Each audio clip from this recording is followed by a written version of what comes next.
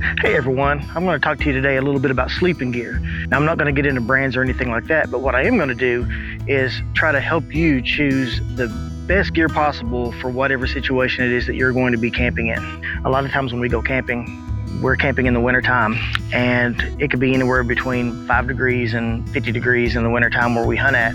And so typically we have gear with us that will help us to be comfortable and get a good night's sleep during cold weather situations. This setup that you see in front of me is the exact setup that I use more often than not whenever we're camping in cold weather. And it really is very simple.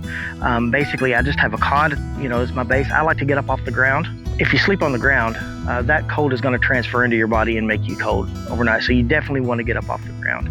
Some people prefer a blow-up mattress. Okay, I'm not a big fan of the blow-up mattresses. I don't think they're all that comfortable myself, but I also sleep a lot outside, and whenever I'm sleeping outside, there can be rocks or sticks or something like that can puncture a mattress. And so I just choose not to use a mattress when I'm camping in places like that, which is more often than not for me.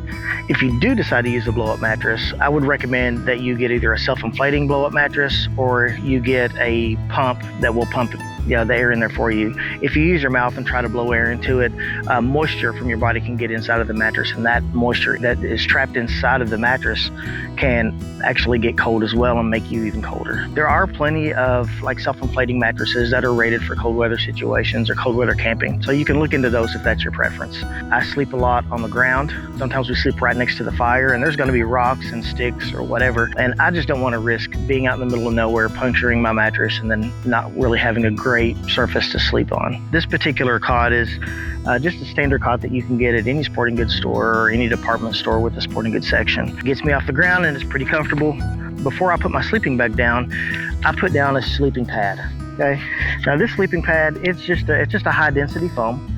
And what that does is that keeps the cold air from underneath of my cot from making me cold, and it also traps the warm air that's being released from my own body and basically keeps that ambient temperature, that warm temperature around me, and ultimately keeps me warmer at night. What I have here is just a extreme cold weather sleeping bag. This particular one, I think I might have got this at a military surplus store. It's just a U.S. Army issued extreme cold weather sleeping bag. I believe it's rated to -20 or -30 degrees. I have slept in this, I think, in temperatures of about maybe -7 or 8. And I was perfectly fine in it. Another thing that I like about this particular style of sleeping bag, I love to call it like a mummy style or a hooded style sometimes, where your head actually goes in it. And in this one, it zips all the way up, so you basically just have your nose and your mouth sticking out of it. So in those times where we're sleeping outside, a lot of the times we'll sleep right by the campfire or just sleep under the stars.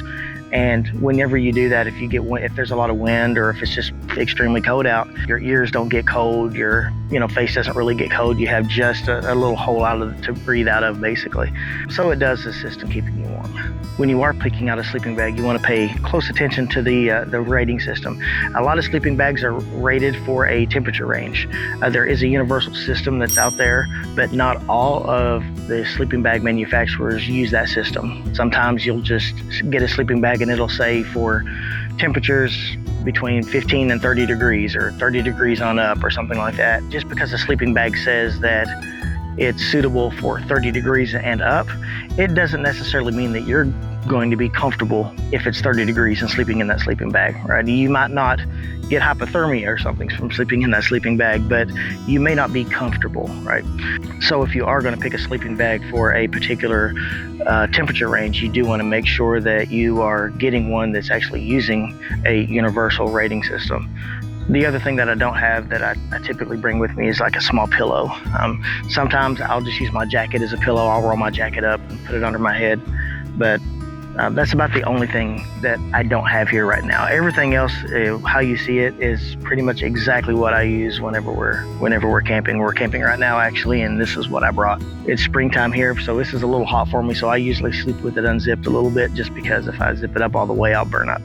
Another thing you can do is if you do have a sleeping bag and you do get a little cold in there, if your feet get a little cold at nighttime, you can always bring some hand warmers or feet warmers, the ones that you just open them up and you shake them, and throw those at the foot of your sleeping bag, 15, 20 minutes before you go to bed. That'll help warm that area of the sleeping bag up a little bit too, and take the edge off of the cold. One last thing is that every morning, whenever I wake up, I always like to fluff up my sleeping bag. You know, just unzip it, fluff it up a little bit, because you know, you want to make sure that any moisture trapped inside that sleeping bag dries out before you use it again. You know, this particular one is downfilled, so once it gets wet, it really loses a lot of its heating properties. So you definitely want to make sure that you dry out your sleeping bag, fluff it up some during the day, air it out some, and make sure that you get it good and dry before the next time you're going to be sleeping in it. That way you'll be comfortable and dry, and your sleeping bag will retain the heat that your body's going to generate whenever you're in it.